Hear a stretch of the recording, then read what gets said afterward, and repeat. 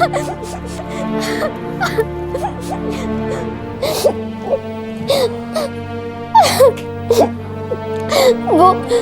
हमारे housing colony में रहता है। मैं पुलिस स्टेशन जा रहा हूँ। आप कहीं नहीं जाएंगे। अरे पागल हो गए क्या? हमारी बच्ची सिर्फ 15 साल की है। जरा सोचिए क्या बीतेगी उस पर जब स्कूल के लोग और मोहल्ले के लोग उसे ताने देंगे। क्या वो सब लोग इसे ये बातें भूलने देंगे? तो हम क्या करें? ऐसे चुपचाप बैठे रहे? ऐसे ही चुपचाप बैठे रहेंगे। भूल जाएंगे कि ये हादसा कभी हमारी जिंदगी में हुआ था। लेकिन वो हैवान तो चुप नहीं बैठेगा ना, फिर टूट पड़ेगा हमारी बेटी पर। छोड़ देंगे मुंबई, वापस पुणे चले जाएंगे। वहाँ किसी को कुछ पता भी नहीं है और फिर धीरे धीरे हमारी बच्ची भी सब भूल जाएगी।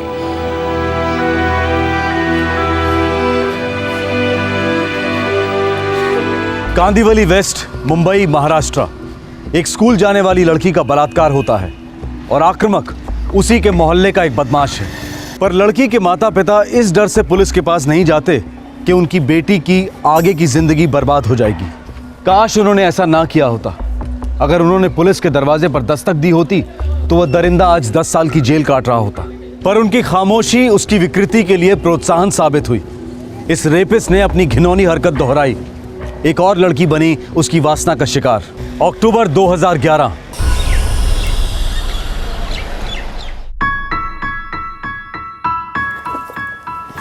नानी माँ मैं चली। अरे ऐसे कैसे चली? डिब्बा तो लेके जा। एक दिन ना मैं इस डब्बे के नीचे दब जाऊंगी नानी माँ। अब 3 दिन का खाना एक साथ पैक करती हो। चुप कर। सुबह से जाती है, शाम को लौटी है 6 बजे के बाद। फिर मामा के ऑफिस चले जाती है। हाँ, फिर तेरा खेल कूद। अच्छे से खाना नहीं खाएगी तो ताकत कहाँ से आएगी? अच्छा जिया सुन, वो साइना नगर वाला फ्लैट है ना, उसका क्लाइंट रजिस्ट्रेशन करवाना चाहता है। उसके पेपर्स भी रेडी करने फाइनल। स्कूल से लौटते ही कर दूंगी मामा, अभी बहुत लेट हो रहा है। बाय नानी, बाय मामा। Bye bye bye. कहीं नजर न लग जाए मेरी गुड़िया को। कितनी समझदार हो गई है ना। और बहुत तेज हो गई है आई।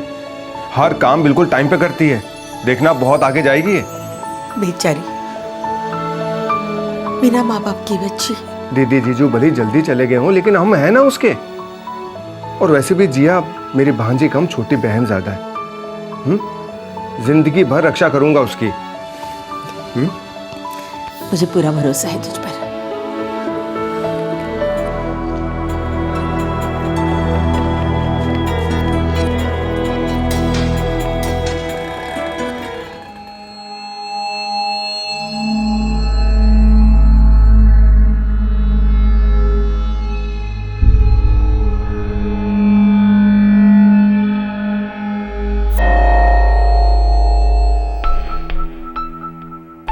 सर जी 2 BHK की फ्लैट्स के तो बहुत मारामारी है। हाँ, लेकिन 1 BHK के 3 मेरे पास फ्लैट्स हैं। 5 लोगों की फैमिली है।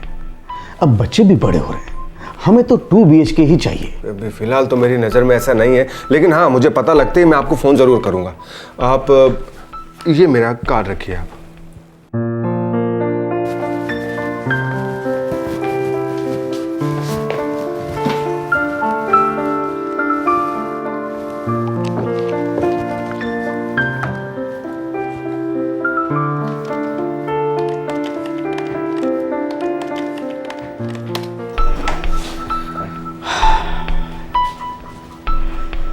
शंकर भाई, फाइनेंस मेरे पास पूरा रेडी है।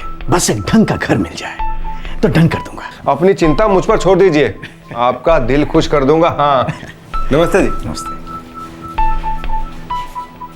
अरे जिया तू कब आई तू? बस आधा घंटा हुआ मामा।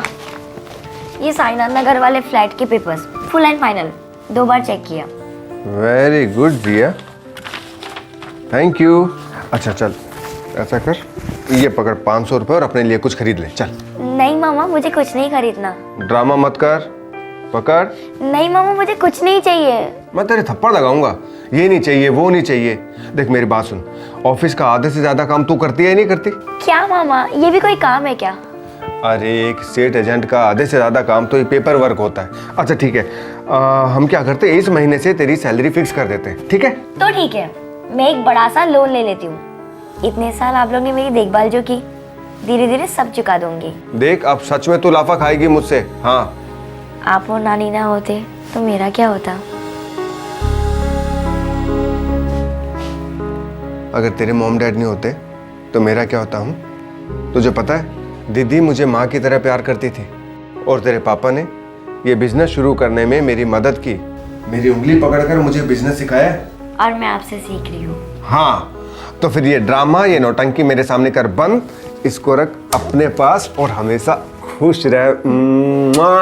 हाँ?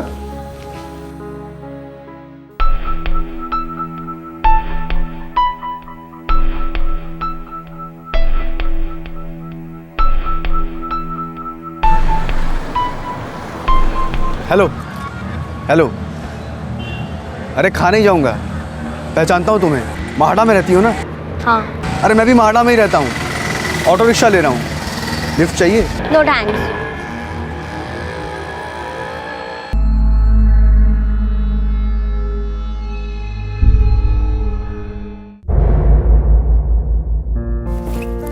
नानी माँ मैं चली।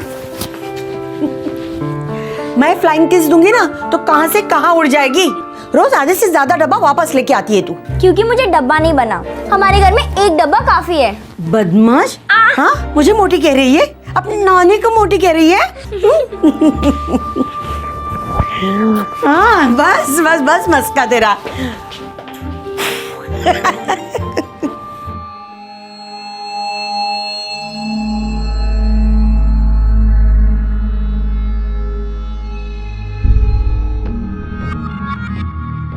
ओ माहड़ा कॉलोनी की मिस यूनिवर्स, कैसी हो?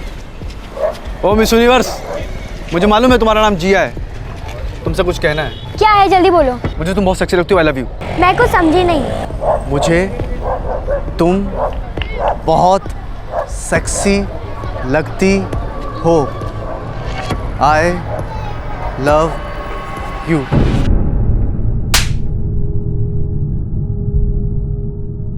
क्या? कौन सी बिल्डिंग में रहता है? बिल्डिंग नंबर 1 के सामने पान की दुकान है, उसके पास खड़ा रहता है वो। मामा यही खड़ा रहता है वो। ये जगह पर? तो एक वो लड़का खड़ा रहता है इतना लंबा सा यहाँ पर, इस जगह पर कौन है वो जानते हैं आपके? यहाँ रहता है वो इसी बिल्डिंग में रहता है।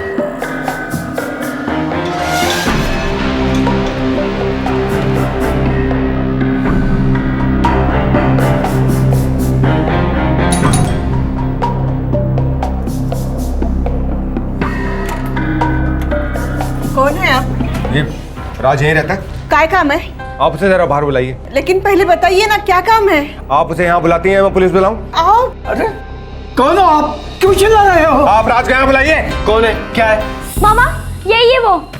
अरे अरे छोड़ो छोड़ो छोड़ो मेरे बेटे को, छोड़ो। छोड़ो ना, छोड़ो। आप रुकिए, इसी के मुंह से सुनिए इसने क्या बोला। मैंने क्या बोला तूने जिया को?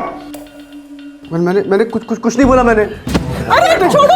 आज के बाद जिया की तरफ आंख उठा के भी देखा ना तो सीधा पुलिस के पास लेके जाऊंगा तुझे, समझ रहे हो?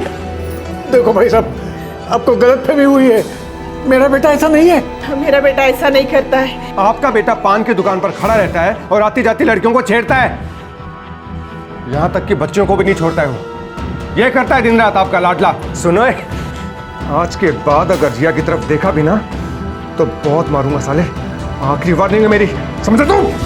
चल जिया। नालायक, न काम का न काज का, अब ये भद्दी हरकतें भी शुरू कर दी तूने। क्या बाबा, उसने बोल दिया और आपने मान लिया? अरे तेरे चेहरे से मालूम पड़ता था वो आदमी सच बोल रहा है। देखो बेटा, जवानी 4 पैसे कमाने के लिए होती है, इज्जत गंवाने के लिए नहीं। सुधर जा, नहीं तो निकल जा। उसने पुलिस की धमकी क्या दे दी, आपने दुम दबा दी, लेकिन देखना मैं उसको सबक सिखा कर रहूंगा, छोड़ूंगा नहीं उसको। जिया के मामा को पुलिस की धमकी नहीं देनी चाहिए थी, बल्कि सीधे पुलिस को अपने साथ ले जाकर राज के दरवाजे पर दस्तक देनी चाहिए थी। राज के माता पिता को भी उसे आधी अधूरी चेतावनी देने की बजाय कुछ ठोस कदम उठाने चाहिए थे। उस दौरान राज का बर्ताव, राज की सोच दोनों दस्तक दे रहे थे कि उसकी वहशियत फिर से अपना सर उठा रही है। वो पहले भी एक बलात्कार कर चुका था जो पीड़ित लड़की और उसके माता पिता के अलावा और कोई नहीं जानता था, और इस बार किसी को भनक तक नहीं थी कि उसकी विकृति को नजरअंदाज करना कितना भारी साबित होने जा रहा था। हेलो, हाँ हाँ राम जी भाई, हाँ आपके हिस्से का चेक मैंने रेडी करके रखा है। हाँ पूरे 1,55,000 का बेरियर चेक है। आप बैंक जाके कैश करवा सकते हैं। अरे नहीं नहीं, आपको आने की जरूरत नहीं है, वो जिया स्कूल जाते वक्त दे देगी आपको चेक। जी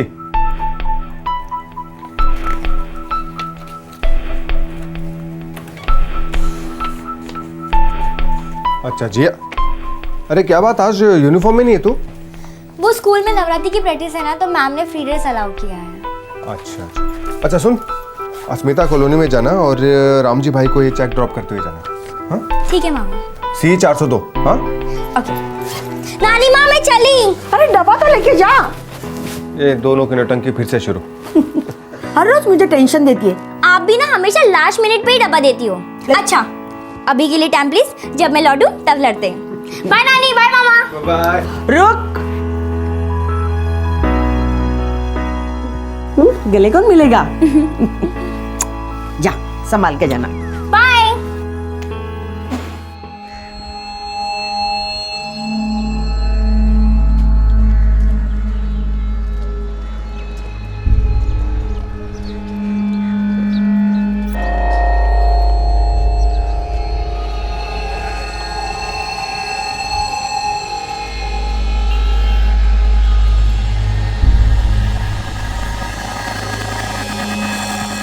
जिया, मेरे मामा ने तुम्हें वार्निंग दी थी ना। इसीलिए तो आया हूँ जिया, सॉरी बोलने। प्लीज़ जिया माफ़ कर दो। जिया मैं जानता हूँ कि मैं अच्छा लड़का नहीं हूँ, लेकिन जिया मैं सुधरना चाहता हूँ। तो जाके सुधरो, मेरा पीछा मत करो। तुम माफ़ करोगे तो मुझे हौसला मिलेगा खुद को सुधारने के लिए। अच्छा माफ कर दिया, आप चले जाओ। ऐसे नहीं जिया, प्लीज़ जिया, मेरी तरफ देखकर कहो ना कि तुमने मुझे माफ़ कर दिया। पीछा करना छोड़ दोगे ना? तुम्हारी कसम। अच्छा ठीक है, माफ कर दिया। थैंक्स जिया, थैंक्स। एक्सक्यूज मैम, ये मिर्च चौकी किधर है? आप उल्टे साइड आए हो, यहाँ से यू टर्न, फिर सिग्नल से पहला लेफ्ट, मिर्च चौकी जाता है। थैंक यू, कोई बात नहीं है, थैंक यू।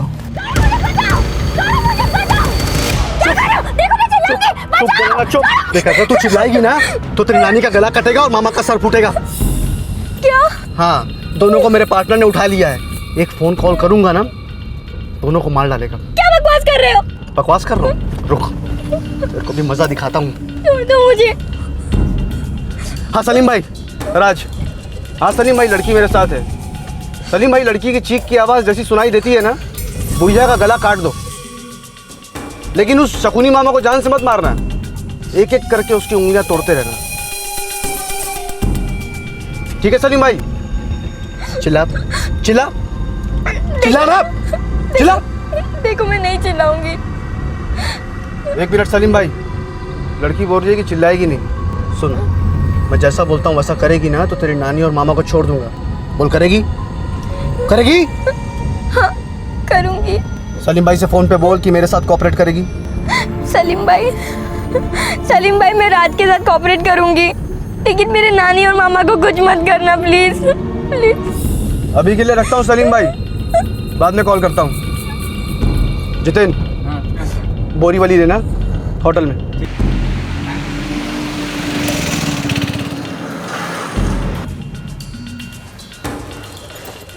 देख जिया, एकदम चुपचाप, एकदम नॉर्मल बनकर चलना। कोई भी नाटक नौटंकी की था तो मैं पकड़ा जाऊंगा, और अगर मैं पकड़ा गया ना तो फिर तुम दोबारा कभी अपनी नानी और मामा को देख नहीं पाओगी। समझी? समझी ना? मुस्कुरा, आंसू आंसू पोछो अपने, आंसू पोछो फटाफट।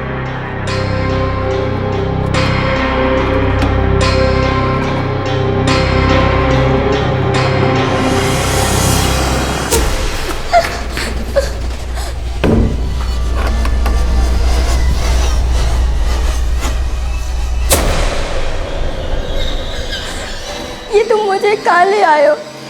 क्या करने वाले हो?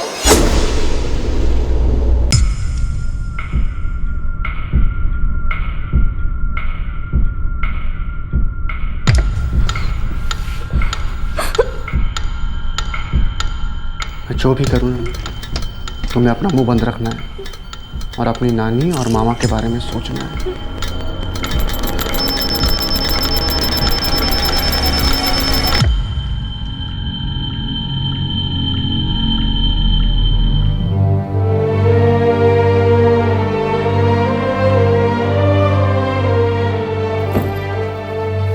चलो तुम्हारी ट्यूशन क्लास लेता हूँ, देखता हूँ तुम्हें क्या क्या आता है।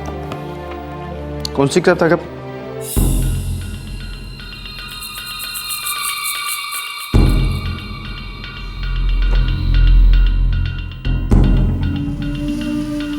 क्या बात है, इतना बड़ा बैरर चेक। लगता है अब हमारा 5 स्टार हनीमून होगा।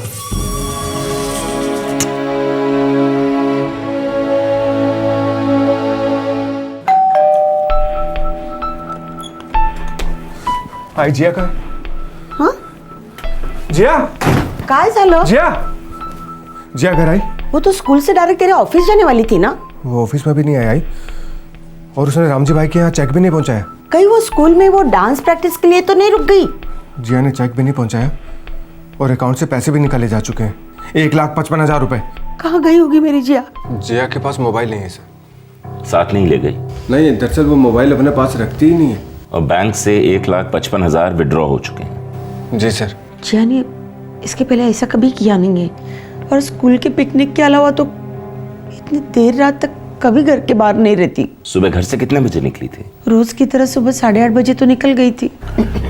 और स्कूल जाने से पहले वो रामजी भाई के यहाँ चेक ड्रॉप करने वाली थी, पर उसने ऐसा किया नहीं। जी सर। देखिए, जो भी हुआ है वो आपके और रामजी भाई के घर के बीच में हुआ है। सब क्या हुआ है मेरे जिया के साथ?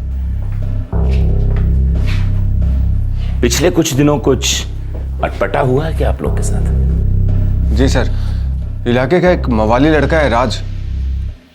कल सुबह जब उसने जिया को छेड़ा तो कल शाम को मैंने उसके घर जाके उसे वार्निंग भी दी थी।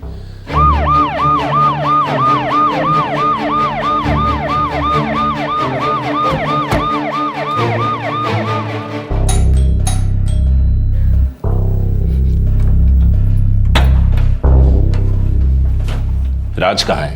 अरे देवा, अब क्या क्या इस लड़के ने। रात सुबह 7:30 बजे घर से निकला है, अभी तक लौटा नहीं है। उसका मोबाइल नंबर क्या है? 98925678। Switch off. कुछ बोला था? कहाँ जा रहा है?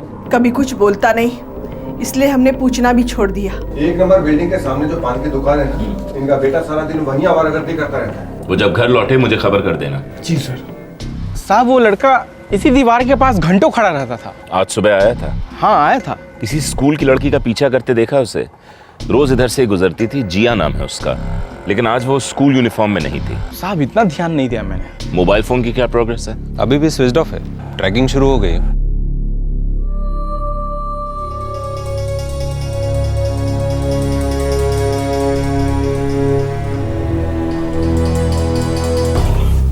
सर, मोबाइल फोन की last location Marve road signal के पास थी, पब्लिक एरिया है। ओके। ये राज अभी तक घर नहीं लौटा है। मैंने सिविल ड्रेस में एक कांस्टेबल उसकी बिल्डिंग के नीचे लगा दिया है। ये राज जरूर कुछ गड़बड़ करने पे तुला है। लड़की माइनर है, कुछ होने के पहले हमें कुछ करना पड़ेगा। सर, जिया के मामा का जिस बैंक में अकाउंट है, जहाँ से पैसे विड्रॉ हुए, उसके मैनेजर से मेरी बात हुई। कोई लीड मिली? हाँ सर, उनके बैंक में सीसीटीवी कैमराज है। वो लोग कल सुबह फुटेज लेके आ रहे हैं।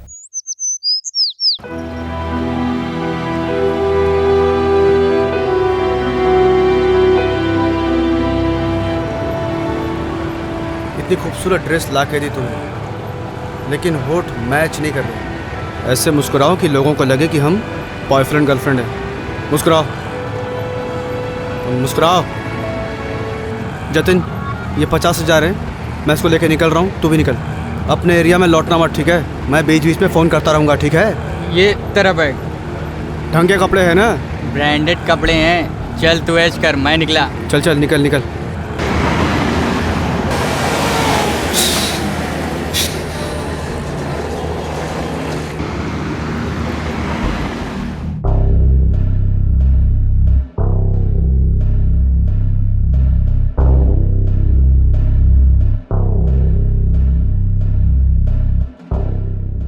सर रुकिए, सर मिनट, सर रुकिए।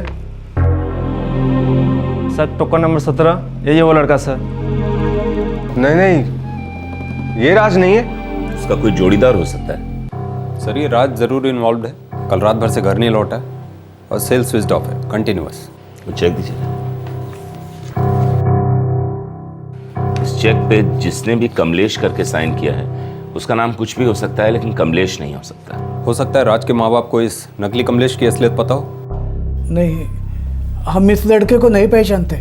राज का कोई और दोस्त है जो इसे जानता हो? राज का कौन दोस्त है कौन दुश्मन हमें कुछ पता नहीं इंस्पेक्टर साहब। जब 10वीं फेल हुआ तब से स्कूल जाना उसने छोड़ दिया। उसके बाद उसने... एक मिनट, मुझे यहाँ आपके बेटे राज की लाइफ स्टोरी सुनने में कोई इंटरेस्ट नहीं है।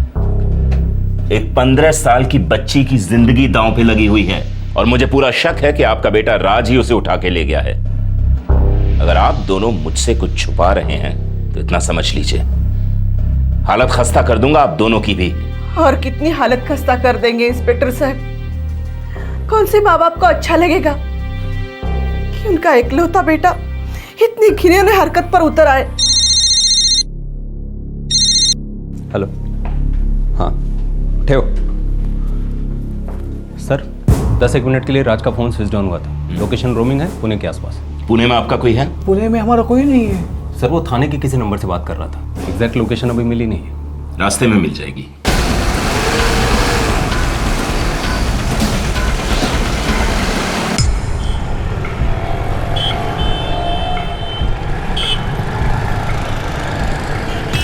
सर थाने की लोकेशन यहाँ बता रहा है। हाँ लेकिन ये तो पब्लिक प्लेस है। नचा रहा है। लड़का हम लोगों के साथ खेल खेल रहा है। आग से खेल रहा है वो।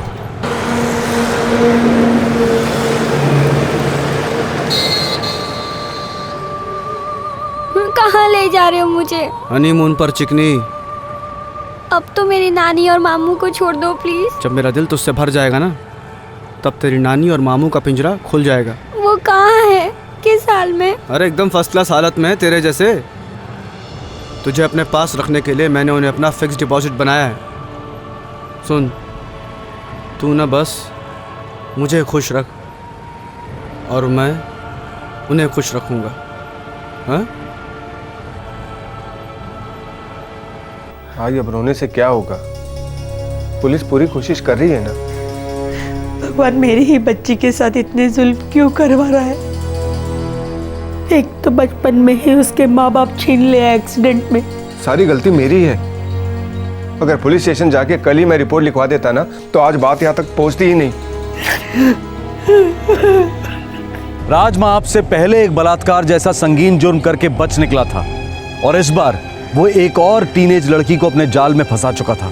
एक तरफ वो जिया को टॉर्चर कर रहा था और दूसरी तरफ वो लगातार पुलिस को चकमा दे रहा था। एक शातिर क्रिमिनल की तरह वो अपना सेल फोन सिर्फ जरूरत पड़ने पर ऑन करता था और उसका दोस्त लगातार उसे खबर से अपडेट दे रहा था। और राज जिया को लेकर बार बार अपनी लोकेशन बदलता जा रहा था। तकदीर बदलते वक्त नहीं लगता।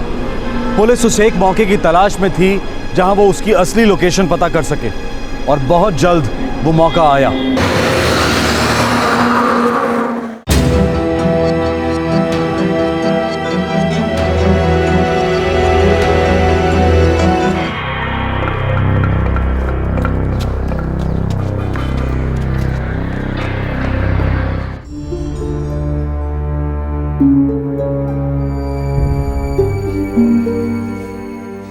जिया, नानी और मामा को आखिरी बार गोवा से ही बाय बाय बोलोगी?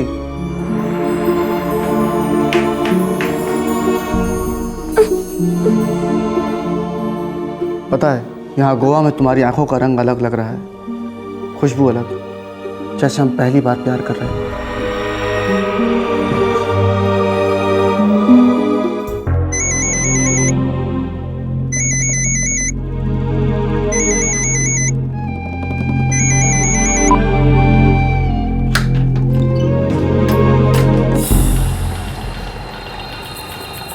हेलो, हाँ राज, अब बोल। अभी मैं पब्लिक एरिया में हूँ, बिल्कुल सेफ हूँ। बस यार ऐसे ही हालचाल पूछने के लिए फ़ोन किया था। सब ठीक है, तू सुना? अब गोवा से पक गया हूँ यार। वैसे नानी और मामा कैसे हैं? तो उनकी देखभाल ठीक से कर रहा है ना? मुझे उनसे एक बार बात करनी है। अभी तेरा गोवा में रहने का कब तक का प्लान है? बस 1 घंटे में निकल रहा हूँ यहाँ से। अच्छा सुन, वैसे यहाँ कोई टेंशन नहीं है, फिर भी हो सके तो थोड़ा टाइम और दूर रहे, ठीक है? हाँ, पैसे हैं अभी मेरे पास, 1 आध महीने तो आराम से निकल जाएगा। अच्छा सुन, मैं बाद में बात करता हूँ, चल।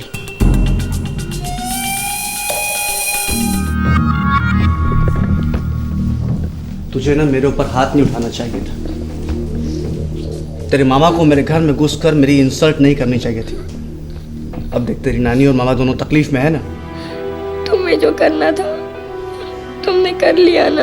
अरे ऐसा नहीं होता ना डार्लिंग। चल अब सामान पैक कर ले, हमें यहाँ से निकलना है।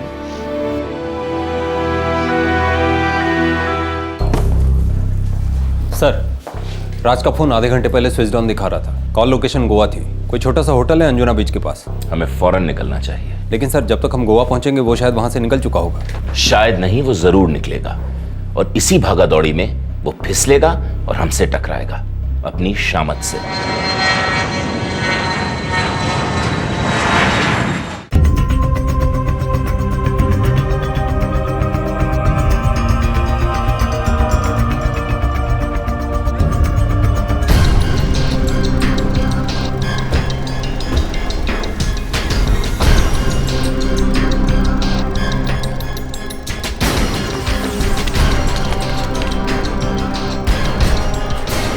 सेल अभी भी स्विच ऑफ है। वो अभी भी गेम खेल रहा है।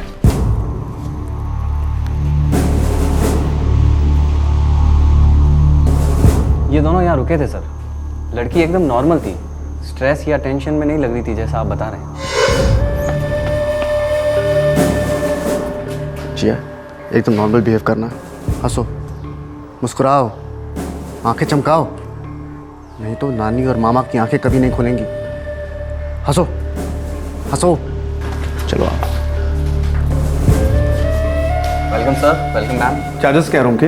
1000 rupees direct. Your name sir? Swapnil Kiran. Have a good day sir. Have a good day ma'am. Thanks a lot. First right. Sir, frankly speaking मुझे एक सेकंड के लिए भी नहीं लगा कि वो लड़का उसको अपने साथ जबरदस्ती रख रहा है। लेकिन ये लड़की किडनैप हुई है। इसकी उम्र सिर्फ 15 साल है। गढ़वी, गोवा की पुलिस से कोऑर्डिनेट करो।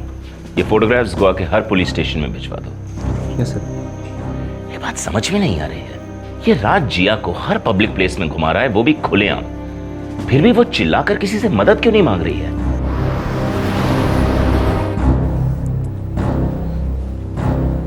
नहीं इंस्पेक्टर साहब, सवाल ही नहीं पैदा होता। जिया अपनी मर्जी से राज के साथ कभी जा ही नहीं सकती। उसने तो राज को सरेआम थप्पड़ मारा था और मेरे साथ उसके घर भी गई थी, जहां मैंने उसके माँ बाप के सामने राज को वार्निंग दी थी। उसी का बदला ले रहा है वो राज। देखिए, उसके साथ पूना गई, गोवा गई, हर जगह खुलेआम घूम रही है। नहीं इंस्पेक्टर साहब, मेरी जिया पर शक मत कीजिए। वो ऐसी लड़की नहीं है। वो अंदर ही अंदर घुट रही होगी। 3 हफ्ते हो गए उसे हमसे बिछड़े हुए। पता नहीं उस राज ने उसके साथ क्या क्या किया होगा। मेरी भूल जैसी बच्ची।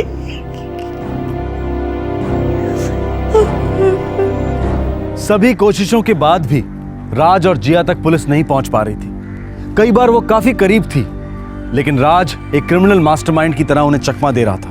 पुलिस उसकी हर रिकॉर्डेड लोकेशन पर पहुंचती, लेकिन वो उससे पहले ही वहां से निकल गया होता।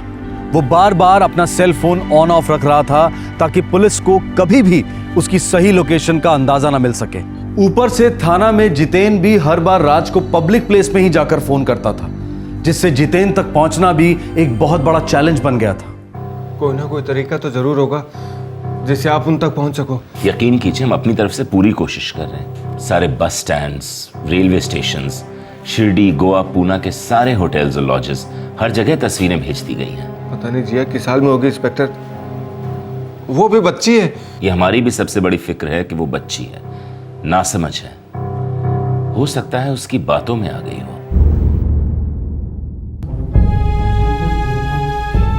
आई, पुलिस को कभी कभी लगता है कि उस आदमी ने जिया को जीत लिया, इसलिए तो हमें छोड़कर भाग गई। बिल्कुल नहीं। जरूर हमारी बच्ची किसी बड़ी मुसीबत में होगी। वो आदमी उसके साथ कोई चाल चल रहा होगा, उसे कुछ खिलाया पिलाया होगा। अरे 15 साल की बच्ची ऐसा नहीं कर सकती। पर आई, उसके पास 1,55,000 रुपए का बिहेवियर चेक था। चुप कर शंकर, जिया के बारे में ऐसा बिल्कुल मत सोचना। अगर ऐसा ही सोचोगे ना तो ऐसी ही उल्टी सीधी बातें दिमाग में आती रहेगी। निकाल दे इन ख्यालों को दिमाग से। बस ये सोचो कैसे बचाए हम हमारे बच्ची को, कैसे उसे घर लाएंगे।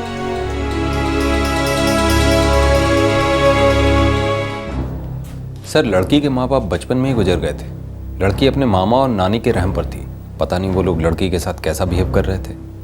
हो सकता है लड़की खुद इस घुटन से निकलना चाहती हो। लेकिन गार्डवी, अगर लड़की अपनी मर्जी से गई होती तो राज का इस तरीके से लोकेशन बदलते रहना, कुछ तो गड़बड़ है। लेकिन सर, हम लोग डेड एंड पे पहुंच चुके हैं। अरे कोई ना कोई रास्ता जरूर निकलेगा। फिर कर क्या सकते हैं सर? देखो, यह आदमी एक पैटर्न में लोकेशन बदल रहा है। Pune Shirdi Goa, again Pune Shirdi Goa. Last location Shirdi थी, मुझे पक्का शक है अगली लोकेशन गोवा होगी, और इस बार हम उससे पहले उस लोकेशन पे पहुंचेंगे। जिया का अपहरण अक्टूबर 2011 में हुआ था। पूरे 1 महीने तक राज उस बच्ची को मामा और नानी को मार डालने की धमकी देकर उसके साथ हर किस्म की जबरदस्ती करता रहा, लगातार बलात्कार करता रहा। साथ ही साथ राज पुलिस के साथ लुका छिपी के खेल को एक अलग ही लेवल पर ले गया। आखिरकार राज फिसला। एक मौके ने पुलिस के दरवाजे पर हल्की सी दस्तक दी और पुलिस टूट पड़ी। सर, आपका डाउट सही निकला। राज का फोन स्विच ऑन था। वो शिरडी और गोवा के बीच है। गोवा, यही हमारा मौका है।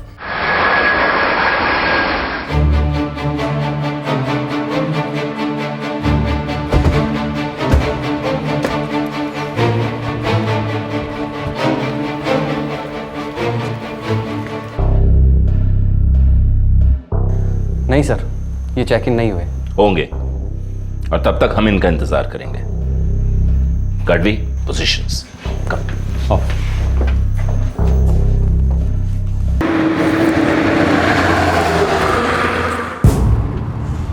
राज, ये टॉर्चर और कब तक चलेगा?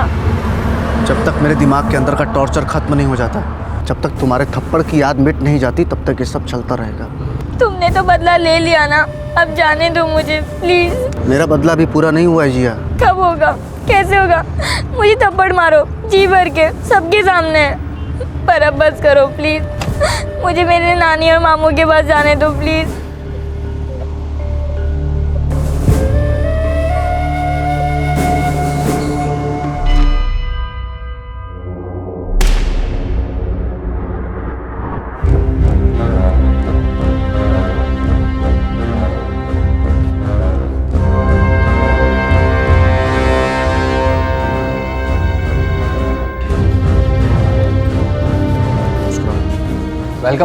Welcome back to Goa sir.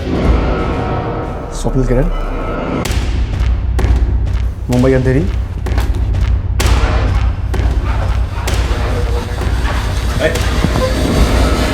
बचाओ बचाओ। डरो मत बच्ची, हम लोग मुंबई पुलिस से हैं। तो प्लीज मेरे नानी और मामा को बचा लीजिए, नहीं तो सलीम भाई उनका गला काट देंगे। ये झांसा देके तुमने इस बच्ची को डरा के रखा है साले। हाँ? हाँ? उसे डरो मत बच्ची, तुम्हारे नानी और मामा किसी सलीम भाई के पास नहीं है, सेफ है। हाँ? तुम्हारी राह देख रहे हैं। सब प्लीज मुझे नानी और मामा के पास ले चलो, मुझे घर जाना है।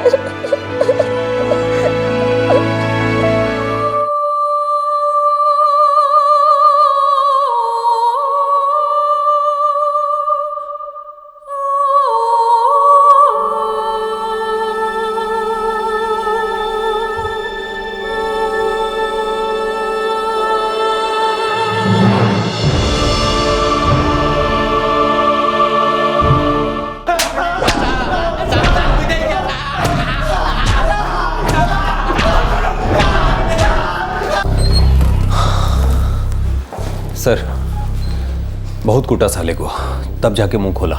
एक नहीं, कई बार बच्चे के साथ रेप किया कुत्ते ने। हे भगवान। इतना ही नहीं सर, कुछ साल पहले एक और स्कूल गर्ल के साथ रेप किया था उसने। क्या? हाँ सर, पिटते पिटते सब उगल गया। मैंने कॉलोनी में जाकर उस फैमिली को खोजने की कोशिश की, लोगों से बात की, लेकिन किसी को कुछ नहीं मालूम। बस वो लोग बोले कि वो फैमिली अचानक एक दिन कॉलोनी छोड़कर कहीं चली गई। उन्हें तभी हमारे पास कंप्लेन करनी चाहिए थी। 10 साल के लिए अंदर होता ये साला।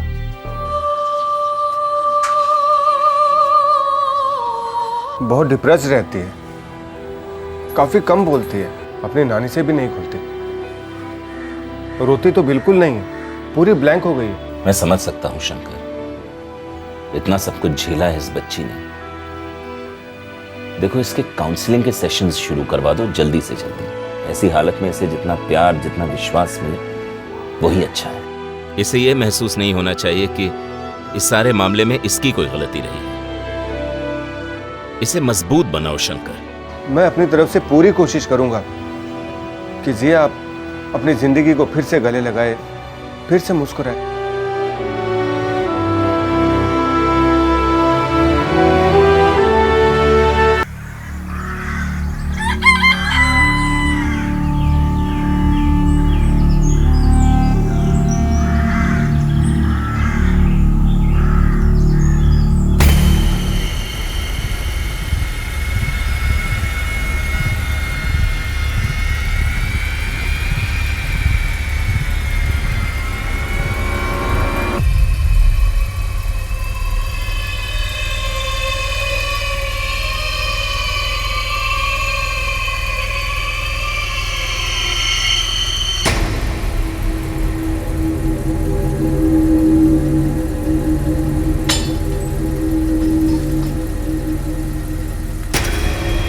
हाँ,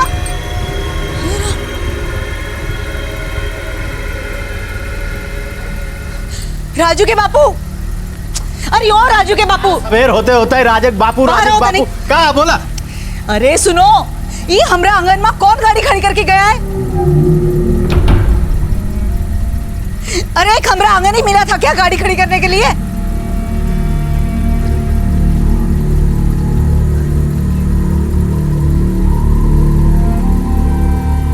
इंजन में तो चालू है, ड्राइवर बिना है भीतर। क्या माजरा है?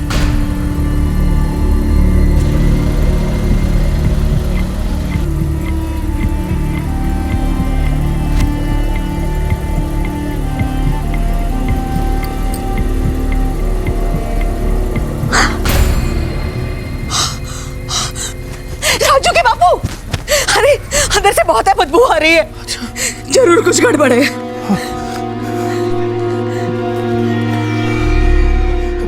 साहब जी, वो इनोवा गाड़ी तो हमारे आंगन में पड़ी है।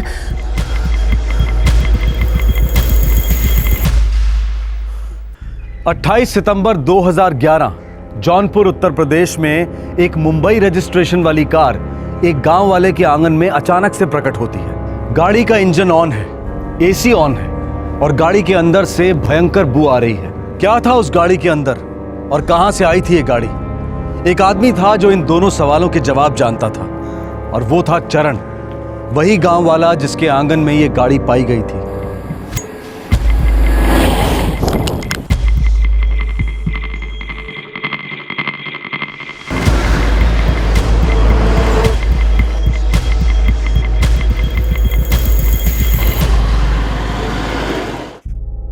महाराष्ट्र और गुजरात के बॉर्डर पर स्थित सिलवासा से निकली ये गाड़ी 3 दिन के लंबे सफर के बाद जौनपुर उत्तर प्रदेश पहुंची थी।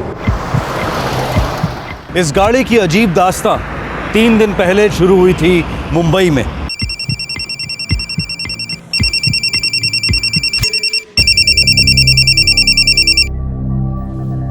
हेलो मनोज जी, हाँ जी बोल रहा हूँ। मैं गीता।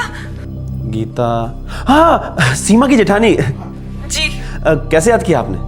मनोज जी, मैं हमारे मुलुंड वाले फ्लैट से बात कर रही हूँ। क्या बात है गीता जी, आप थोड़ी परेशान से लग रही हैं। वो आपकी बहन सीमा। क्या हुआ सीमा को? एक्सीडेंट हो गया है सीमा का। एक्सीडेंट? कहाँ पर? सीरियस तो नहीं है ना?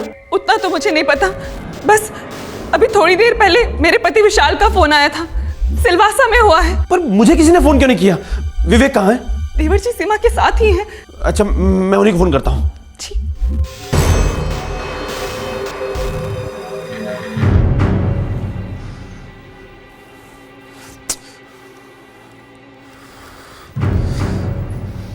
क्या हुआ जी?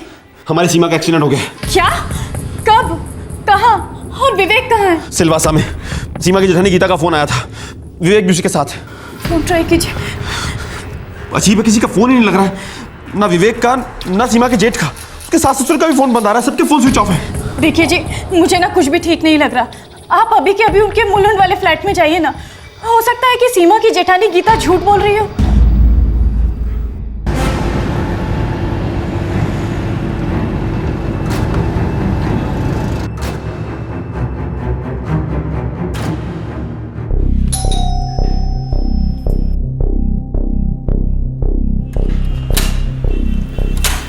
मनोज जी, आप? गीता जी, किसी का फोन नहीं लग रहा है, सबके फोन स्विच ऑफ। आखिर मामला क्या है? मुझे भी नहीं पता मनोज जी, बस मेरे पति विशाल ने मुझे फोन किया तो मैंने तुरंत आपको कॉल कर दिया। मैं भी बहुत देर से कोशिश कर रही हूँ, सबके फोन स्विच ऑफ है। गीता जी, आपको मेरे साथ चलना पड़ेगा अभी। मनोज जी, मुझे भी बड़ा अजीब लगा जब इन्होंने कॉल किया। कितने बजे किया था? 10:15 बजे। अब गीता, गीता बुरी खबर है। क्या हुआ विशाल? आप ठीक तो है ना? गीता, सीमा का एक्सीडेंट हो गया है और वो सीरियस है। कैसे हुआ? बाकी लोग कैसे हैं? मम्मी, पापा, देवर जी और आप? बाकी सब तो ठीक है, बस सीमा की हालत क्रिटिकल है गीता। अच्छा, मैं तुम्हें बाद में फोन करूंगा। तुम्हारे पति विशाल ने तुम्हें फोन किया, कुछ और नहीं बताया। बहुत अजीब है तो इसलिए मैंने तुरंत आपको फोन कर दिया। ये लोग सिलवासा कब गए? आज सुबह। सब लोग गए लेकिन आप नहीं गई? मुझे भी कुछ समझ में नहीं आया। सुबह सब तैयार हो गए, बोले कोई पूजा है, मुझे साथ लेकर गए ही नहीं। मुझे उसी समय समझ जाना चाहिए था कि कुछ अजीब चल रहा है, कोई ना कोई गड़बड़ है। कैसी पूजा है जिसमें मैं नहीं रहूंगी? सारा परिवार जा रहा है, फिर मैं क्यों नहीं? एक ही दिन की तो बात है गीता, कल तक लौट आएंगे और पूजा फैक्ट्री में है। देवर जी सीमा को साथ लेके जा रहे हैं। पर मैं तुम्हें नहीं ले जा रहा हूँ। अब बहस मत करो और बात को समझने की कोशिश करो। क्या समझने की कोशिश करूं और क्यों? भाभी नहीं जा रही हैं बस, और तुम्हें कोई फिक्र करने की जरूरत नहीं सीमा। फिक्र की बात नहीं है विवेक, अजीब लग रहा है। ऐसा नहीं कि गीता भाभी हमारे साथ आना नहीं चाहती, वो जेजी उन्हें हमारे साथ आने नहीं दे रहे। अरे सीमा, लेकिन मैं तो तुम्हें अपने साथ ले जा रहा हूं ना। इससे ज्यादा तुम्हें कुछ सोचने की जरूरत नहीं, समझी? देखो टाइम बहुत हो गया, हमें निकलना चाहिए।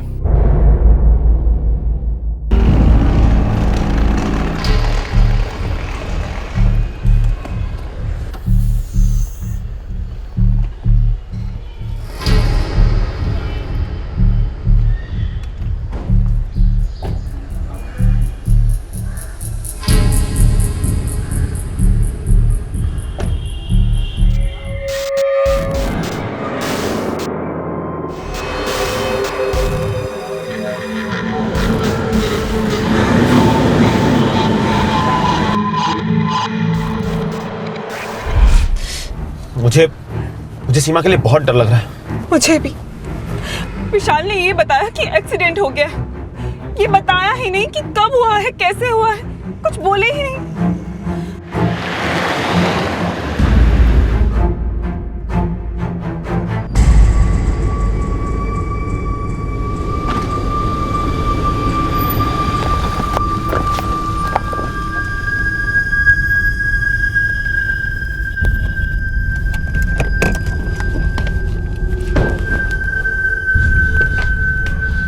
यहाँ तो ताला लगा है, मुझे तो ये एक्सीडेंट वाली बात ही झूठी लगती है।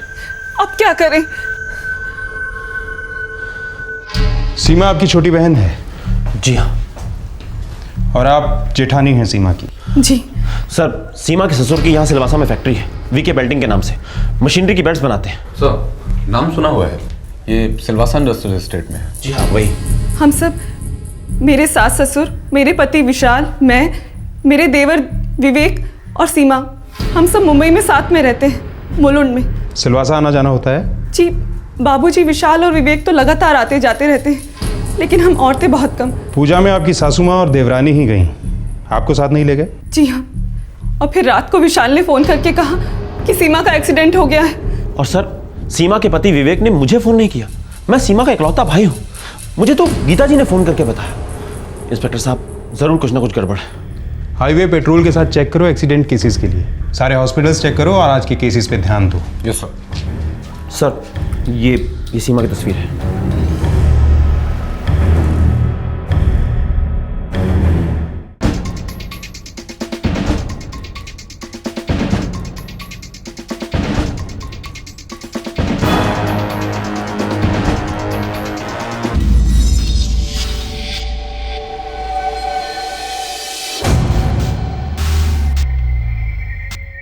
हाईवे पेट्रोल ने सिलवासा का चप्पा चप्पा छान मारा। शहर के हर हॉस्पिटल और नर्सिंग होम में फोन कॉल्स किए गए, लेकिन कहीं से भी किसी भी एक्सीडेंट केस की खबर नहीं आई। सीमा के भैया मनोज और जेठानी गीता का शक सही साबित हो रहा था। ये वाकया वाकई संदेहजनक था, लेकिन वो लोग अपनी शंका की जड़ पर उंगली नहीं रख पा रहे थे। रात खत्म होने को आई। सीमा, उसका पति विवेक, विवेक का भाई विशाल और उनके माता पिता की कोई खबर नहीं थी। हर पल के साथ तनाव बढ़ता जा रहा था। 27 सितंबर का दिन निकल आया, फिर भी कोई खबर नहीं। सर, मुझे नहीं लगता कि कोई एक्सीडेंट हुआ है। जिस तरह से एक्सीडेंट की खबर दी गई उससे बिल्कुल साफ था। सारे फैमिली में से अब तक किसी का भी नंबर स्विच ऑन नहीं हुआ है। अर्जेंट बेसिस पर मैंने सारे फैमिली के फ़ोन रिकॉर्ड्स मंगवाए हैं फ़ोन कंपनी से। कल रात 10:30 बजे सबका नंबर एक साथ स्विच ऑफ हुआ। सिर्फ सीमा के ससुर जी विश्वनाथ जी के नंबर से एक कॉल किया गया, वो भी रात 10:30 बजे के बाद। मैं रतन को फ़ोन करता हूँ, वो शायद कुछ मदद कर पाए। विश्वनाथ जी ने इस नंबर पे फ़ोन किया था। किसका नंबर है ये? सर, कोई रतन सिंह है। ये भी इनकी तरह मुलुंड मुंबई में ही रहता है। रिश्तेदार हो सकता है। रतन जी मेरे ससुर जी के चचेरे भाई, वो हमारे घर के पास ही रहते, मुलुंड में। उन्हें शायद पता होगा कि आपका सारा परिवार कहाँ है और सीमा के एक्सीडेंट की असलियत क्या है।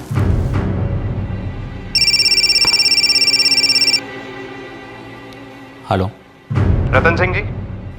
हाँ जी, बोल रहा हूँ। आपके चचेरे भाई विश्वनाथ सिंह ने कल रात 11:30 बजे आपको फ़ोन किया था। विश्वनाथ ने? नहीं किया था। पर बात क्या है? आप कौन बोल रहे हैं? मैं सिलवासा से पुलिस इंस्पेक्टर अधिकारी बोल रहा हूँ। और आप झूठ बोल रहे हैं, लेकिन सच निकलवाना हमारा पेशा है।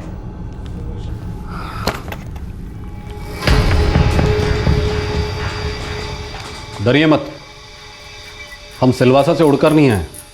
वो फ़ोन आपको सिलवासा पुलिस ने किया था। हम तो आपके पड़ोसी हैं, मुलुंड पुलिस स्टेशन से हैं। आप लोग चाहते क्या हैं? लॉकअप में उल्टा टांग कर आपकी खाल उधेड़ना चाहते हैं। लेकिन फिलहाल आप सिर्फ एक सवाल का जवाब दीजिए, क्या कल रात को विश्वनाथ सिंह ने कॉल किया था? इस सब में मेरा कोई हाथ नहीं है। हाँ, विश्वनाथ भाई साहब ने मुझे फ़ोन किया था।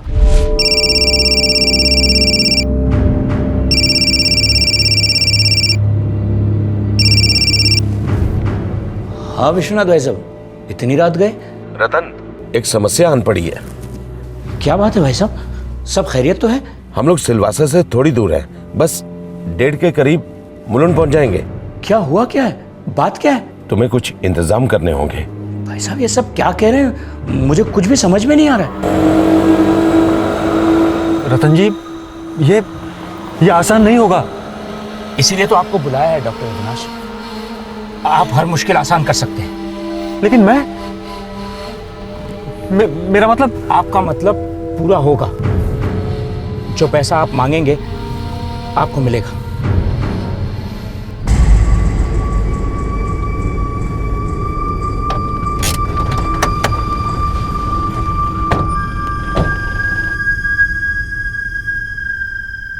सबके मोबाइल ऑफ हैं? हाँ बाबूजी। अब से सबके मोबाइल ऑफ रहेंगे, कोई स्विच ऑन नहीं करेगा।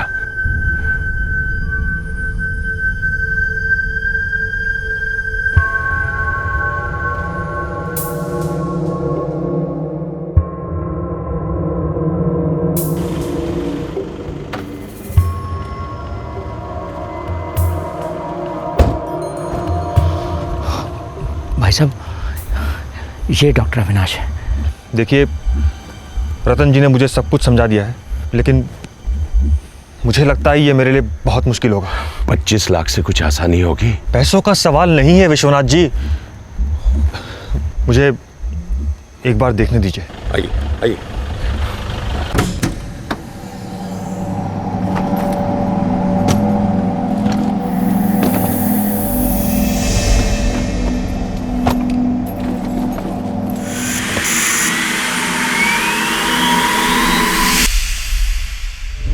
विश्वनाथ भाई साहब को लाश ठिकाने लगाने में मेरी मदद चाहिए थी, पर मैं बेकसूर हूं, मैंने कुछ नहीं किया। खूनियों को प्रोटेक्शन दी और एक लाश को ठिकाने लगाने में हाथ बटाया, और आप बेकसूर। लाश कहाँ है? यहां नहीं है।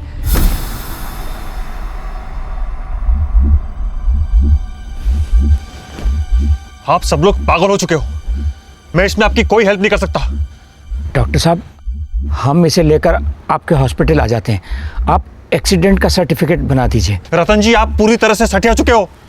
हॉस्पिटल मेरे बाप की जागीर नहीं है। अगर मैं अंदर कोई भी लाश ले जाऊं तो तुरंत पुलिस केस बन जाता है। और ये साफ साफ पता चल रहा है कि इस औरत का गला घोटकर आप लोगों ने मर्डर किया है। अगर ये एक्सीडेंट केस है तो मैं डॉक्टरी छोड़ दूंगा। 35 लाख?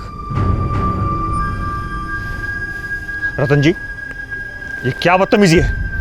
चलिए 40 लाख।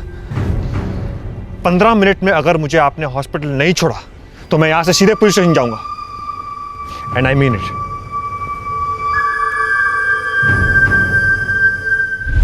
मैंने डॉक्टर अविनाश को वापस उनके हॉस्पिटल पर ड्रॉप किया। फिर विश्वनाथ भाई साहब और उनका परिवार वहां से निकल गए। कहाँ के लिए? वो पता नहीं सर। अरेस्ट करो इसे। और वो डॉक्टर अविनाश, जब वो जानता था कि मर्डर हुआ है तो चुप क्यों बैठा? हमें इन्फॉर्म क्यों नहीं किया? उसे भी हिरासत में लो।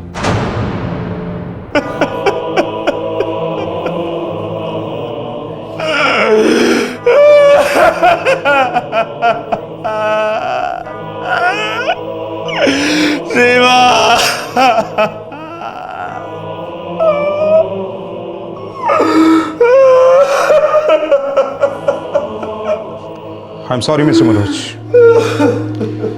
हम विश्वनाथ सिंह और उसके पूरे परिवार को पकड़ के रहेंगे। उनकी इनोवा गाड़ी के लिए हमने रेड अलर्ट जारी कर दिया है। स्टेट के सभी बॉर्डर्स पे मैसेज पहुंच गए हैं। Yes sir. विश्वनाथ सिंह के बंगले की तलाशी लो और उसे सील कर दो। वीके बेल्टिंग के सारे वर्कर्स को राउंड अप कर लो। वीके बेल्टिंग्स की भी तलाशी लो और उसे भी सील कर दो। जी सर।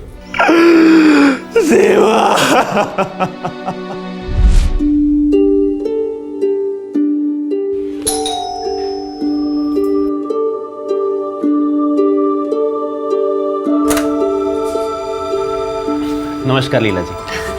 अरे सुनिए, सीमा के भाई साहब आए हैं। आइए आइए। अरे भाई मनोज, तुम हमेशा ये तोहफे क्यों ले आते हो? क्यों शर्मिंदा करते हो? नहीं विश्वनाथ जी, ऐसी कोई बात नहीं है। आप लोगों ने मेरी बहन को इतना प्यार दिया है, उसके आगे तो कुछ भी नहीं है।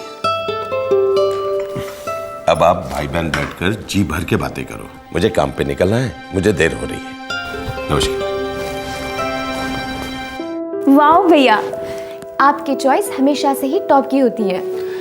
भाई किसका है? जीजा साहब कहाँ है? आजकल आपके जीजा साहब को पहलवानी का शौक चढ़ा है, जिम गए हैं। Very good.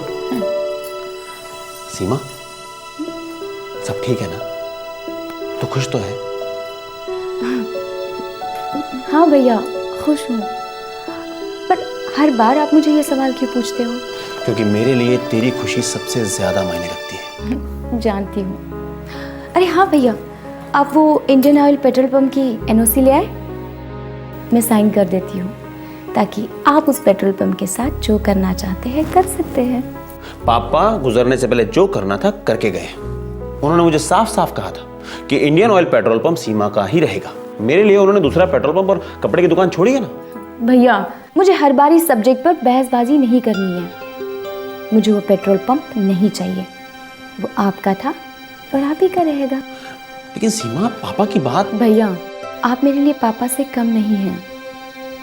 मम्मी पापा के गुजरने के बाद आपने मुझे दोनों का प्यार दिया है। और वैसे भी इस घर में भगवान का दिया सब कुछ है। हमें पेट्रोल पंप की कोई ज़रूरत नहीं है। और हाँ, अगली बार आते समय अगर एनओसी नहीं ले आए तो मैं आपसे बात नहीं करूँगी। बहुत जिद्दी है ना, कभी नहीं सुधरेगी। अगली बार एनओसी नहीं तो कट्टी। अरे मनोज भैया, कैसे हैं आप? मैं अच्छा हूँ, तुम कैसे हो? बढ़िया। भैया को चाय वाय पूछी कि नहीं? और भैया, आप खाना इस बार यहीं खा के जाएंगे, हर बार की तरह नहीं चलेगा। अरे भैया, क्या खाना खाएंगे? तुम्हारी पत्नी सर खा गई है मेरा, सुनती नहीं है। क्यों सीमा, भैया को क्यों परेशान करी हो? क्या बात हो गई? हाँ, कोई बात नहीं है, मैं खाने का देखती हूँ। एनओसी नहीं तो कट्टी। एनओसी? क्या बात है भैया? अरे कुछ नहीं, पापा गुजरने से पहले सीमा के नाम एक पेट्रोल पंप कर गए थे। अब सीमा जिद पे अड़ी है कि वो पेट्रोल पंप मैं रख लूं। ये भी कोई बात हुई? अच्छा, सीमा ने मुझे कभी बताया नहीं इस बारे में। यही तो प्रॉब्लम है। लेकिन मैं बोल बोल के थक गया, मेरी तो सुनती नहीं। तुम्हारी पत्नी है, तुम उससे बात करो ना, समझाओ उसे। ये पेट्रोल पंप वाली बात घर में बहुत उछलती रही क्या? कमाल है, सीमा ने कभी आपको बताया नहीं? क्या नहीं बताया? यही कि पेट्रोल पंप आपको वापस करने वाली बात हमारे घर में किसी को रास नहीं आई थी। सब बहुत नाराज थे सीमा से। विवेक, मेरे मनोज भैया ने आज तक मेरे लिए इतना सब कुछ किया है, मैं उनके लिए इतना तो कर ही सकती हूँ। और वैसे भी पेट्रोल पंप पर उनका हक बनता है, आखिरकार उन्होंने तो विदा किया था मुझे। इसमें कौन सी बड़ी बात है? तुम्हारे बड़े भैया हैं, वो उनका फर्ज बनता ही है।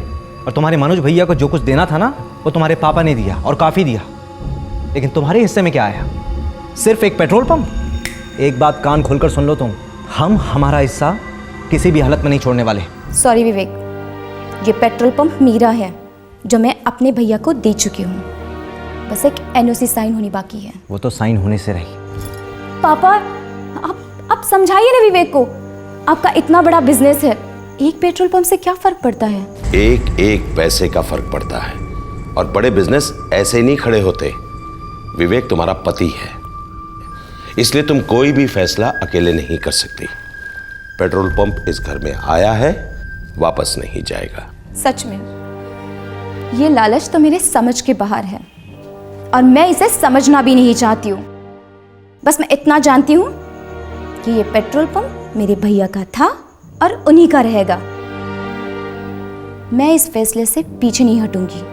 अरे इतना तेवर और ऐसी जुबान लड़ाना! लगाम हाथ में लो विवेक, समझाओ बहू को। शादी के बाद ये मनमानी नहीं चलेगी।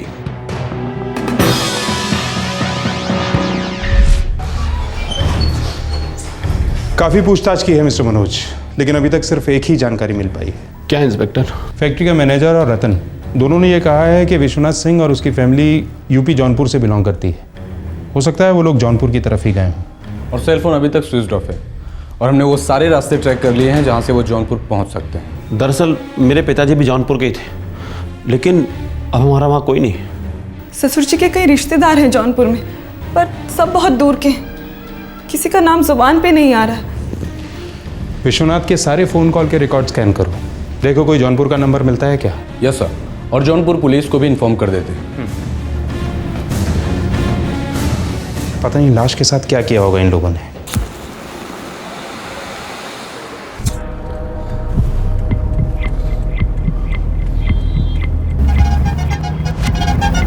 मुझे गीता को लेकर बहुत फिक्र हो रही है, कहीं उसे शक हो गया तो? आपको गीता भाभी को फोन करना ही नहीं चाहिए था भैया। अरे अगर मैं उसे फोन नहीं करता तो वो मुझे फोन पे फोन करती, और अगर उसे मेरा फोन स्विच ऑफ मिलता तो वो और परेशान हो जाती। तो फिर भी ठीक होता।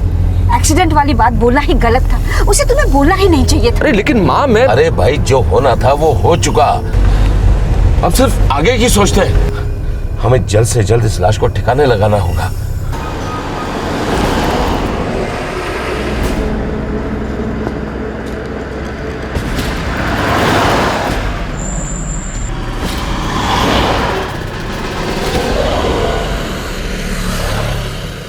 सीमा की लाश 4 राज्यों और उनके कई शहरों से गुजरी।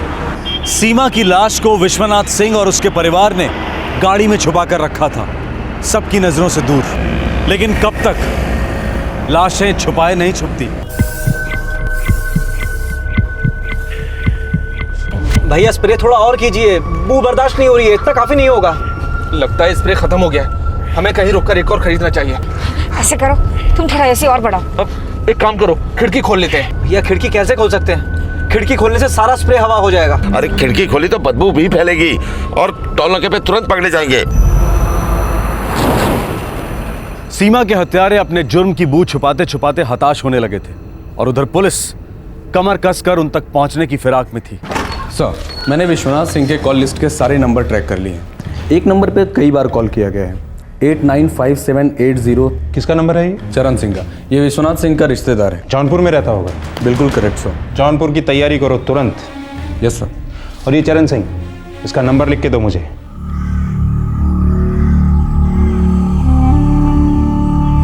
अपने ही मनवा के राम करे सो। अरे ओ राजू के बापू, अरे अरे सुनो तो, आपके लिए फोन है। पुलिस वाले आपसे बात करना चाहते हैं। पुलिस वाले हमसे क्या बात करना चाह रहे हैं? कहते कहीं सिलवासा बिलवासा से बोल रहा है। सिलवासा? खुद ही बोले जा रहे। हेलो, सिलवासा पुलिस स्टेशन से इंस्पेक्टर अधिकारी बोल रहा हूँ। क्या बात है साहब जी? मुंबई के विश्वनाथ सिंह क्या लगते हैं आपके? वो तो हमारे मामी के बहन के लड़के हैं। पिछले 2 दिनों में फ़ोन पर बात हुई उनसे? जी नहीं, लेकिन साहब सब ठीक है ना? गंगा मैया की कसम खा के कहते हैं साहब जी, हमको कुछ नहीं मालूम है। जी जी साहब जी।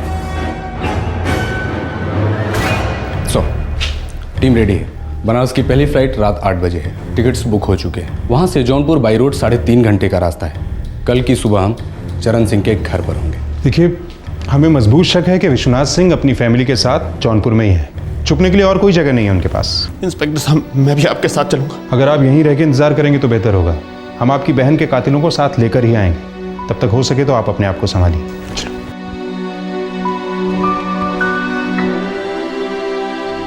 क्यों सुनी मैंने सीमा की बात? मुझे उसकी बात सुननी ही नहीं चाहिए थी।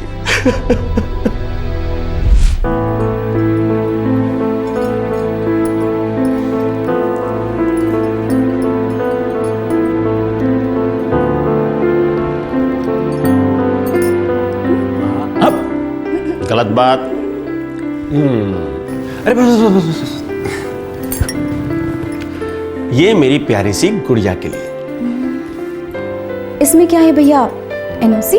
सीमा, आज के दिन तो रहने दे। आज के दिन आप मुझे कुछ भी मना नहीं कर सकते भैया। तो नहीं मानेगी ना? ये ले।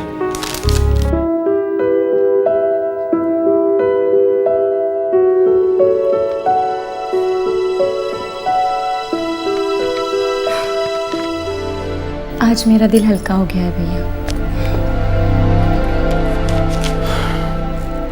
पर मेरा भारी हो गया। ये गलत है सीमा। मेरे पास सब कुछ है, किसी चीज की कमी नहीं। इस एक पेट्रोल पंप से मुझे कोई फर्क नहीं पड़ता। पर इसे आपको लौटाने से मुझे बहुत फर्क पड़ता है भैया। शायद आप नहीं समझ पाएंगे। वो दुखी थी और मैं उसका दर्द ही नहीं समझ पाया। अरे इन सालों को पेट्रोल पंप की इतनी भूख थी तो कम से कम एक बार मुझसे ही कह देते, मैं वहीं के वहीं उनके नाम कर देता। मनोज जी, मुझे मालूम था कि पेट्रोल पंप को लेकर घर में बहुत बातें चल रही, लेकिन मैं सच कहती हूँ, मुझे भनक भी नहीं थी कि ये सब सोचा जा रहा है।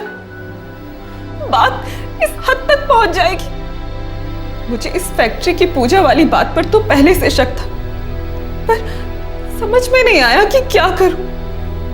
आज तक इस सिलवासा की फैक्ट्री में उन्होंने कभी कोई पूजा नहीं कराई। ऊपर से मुझे साथ लेकर जा ही नहीं रहे थे। मैं भी कितनी बड़ी बेवकूफ थी, चुप क्यों बैठी रही? आपको पहले फोन कर दिया होता तो सीमा की जान तो बच जाती।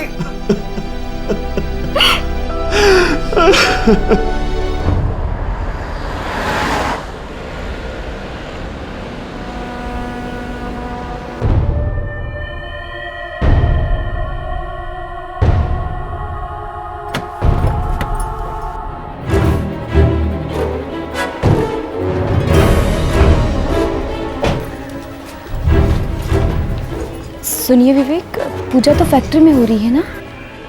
हाँ, लेकिन वहाँ थोड़ी देर में जाएंगे। चलो अभी अंदर चलो। चलो चलो चलो।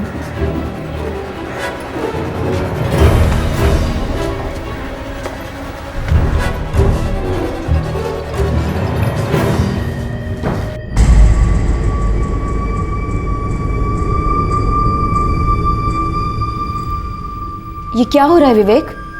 पहले तुम बताओ कि ये हो क्या रहा है। एनओसी दे दी भैया को? मैंने कहा था दे दूंगी, दे दी। हम सब ने मना किया था, फिर भी दे दी। एक तरफा फैसला लिया तुमने, परिवार के बारे में एक बार भी नहीं सोचा तुमने। नुकसान कर दिया ना परिवार का। मेरे भैया ने मुझे पढ़ाया लिखाया, काबिल बनाया।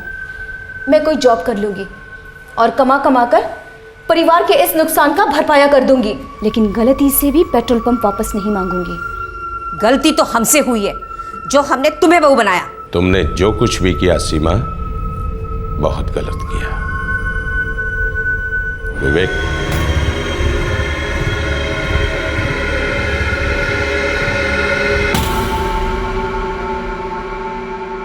जब लाश ठिकाने लगेगी तभी जाके सबका बोझ हल्का होगा।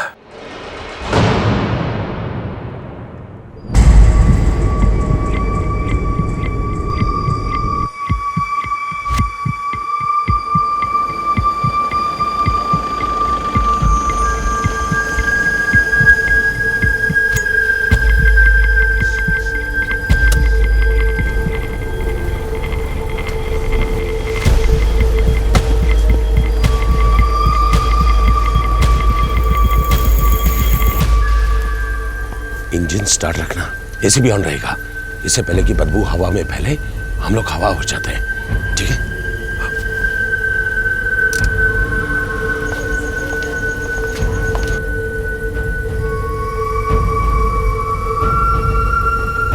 चलो जल्दी आओ, चलो।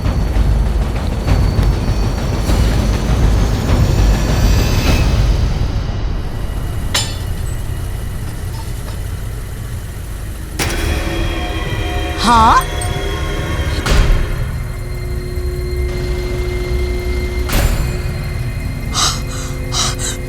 राजू के बापू, अरे अंदर से बहुत है बदबू आ रही है, जरूर कुछ गड़बड़ है।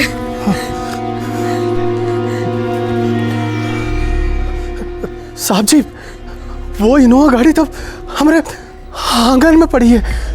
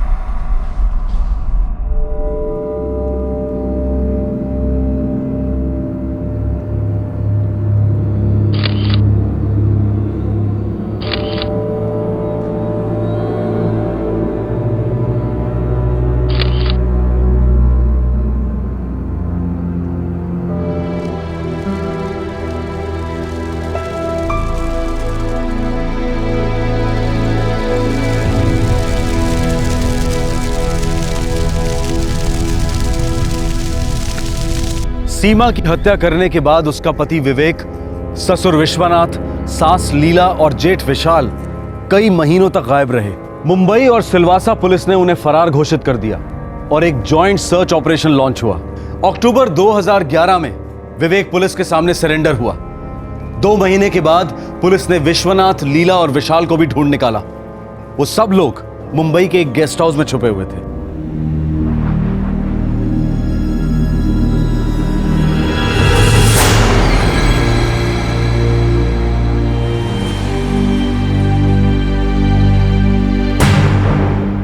पुलिस इस वक्त इस केस की चार्जशीट तैयार कर रही है और उम्मीद है कि ये केस जल्द से जल्द कोर्ट में पेश होगा। इस केस का एक और पहलू भी है जिसे दर्शकों को दिखाना हमने उचित नहीं समझा, इसलिए उसे फिल्माया नहीं गया। सीमा और विवेक का एक 1.5 साल का बच्चा है। इस बच्चे को भी साथ ले जाया गया था और सीमा की हत्या के दौरान ये बच्चा उसी कमरे में मौजूद था। क्या कहें ऐसे दरिंदों का, लालच की खुशबू ने इनके अंदर की सारी इंसानियत को बेहोश कर दिया था। अच्छा खासा बिजनेस होते हुए भी एक पेट्रोल पंप को हासिल करने के लिए इन्होंने अपने ही परिवार के एक सदस्य की हत्या की और फिर उसकी लाश को ठिकाने लगाने के लिए लाखों खर्च करने को तैयार थे। 4 राज्यों में अपने गुनाह की बदबू फैलाकर आखिरकार ये लोग पकड़े गए। सीमा और विवेक का बच्चा फिलहाल सीमा के भाई मनोज की देखरेख में है। आज का यह केस लालच की दास्तां है। एक ऐसा लालच जो इंसान के अंदर भूत बनकर हैवानियत को दस्तक देता है और हैवानियत जन्म देती है जुर्म को। आपसे फिर मुलाकात होगी, तब तक अपना ख्याल रखें, सुरक्षित रहें। जय हिंद। इस तरह के और भी एपिसोड देखने के लिए हमारे चैनल को सब्सक्राइब करें और बेल आइकन दबाना ना भूलें।